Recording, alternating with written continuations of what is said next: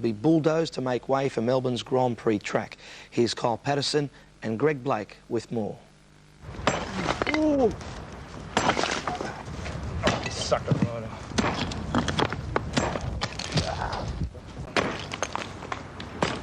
Well, as we all know, Middle Park Soccer Stadium will soon be no more. The whole place is to be demolished to make way for a Grand Prix track.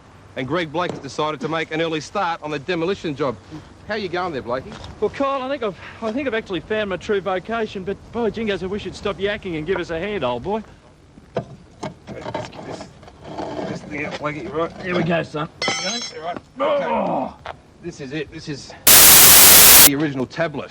Maybe delivered by whom? Wouldn't have been Moses, would it? But well, it's not the Dead Sea Scrolls, Kyle, but it certainly has some sort of religious significance for a lot of people. Yeah. It says that in May 1961, the Hakoah, the South Melbourne Hellas soccer clubs, gee, that's heavy, have they put this here. They built the grandstand. It's lasted 23 years, but it doesn't tell us much more than that, Blakey. What are we missing out on? Well, it doesn't tell you about the history and the drama of this magnificent stadium, does it? A steaming cauldron on match days.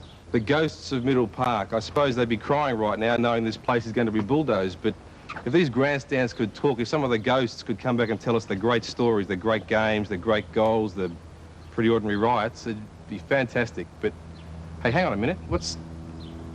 I don't believe it. I think it's a living legend. I've found one. Huh? Jimmy Armstrong. Kyle, how are you? Living legend of Middle Park.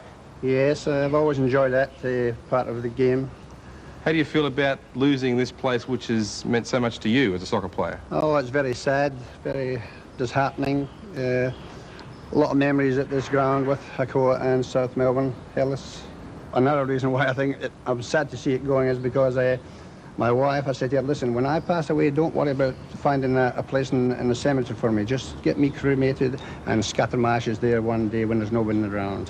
So looks as if we'll need to find another place. Well, you could be scattered on a Grand Prix track. But would you want that? No, I don't think so. I wouldn't like all those wheels running over me. Middle Park, take a sniff. It reeks of tradition, this place. 30 years of some of the greatest events in Australian soccer. The facts and figures still don't tell the story, but you've got to consider this, that since the NSL kicked off in 1977, over 1 million fans have poured into this ground. And one of the legends past has proved that the stadium's pull is so strong that his return from 15 years in the United States just for this specific occasion. You know, you might not know him now, but 20 years ago he was the hero of this place.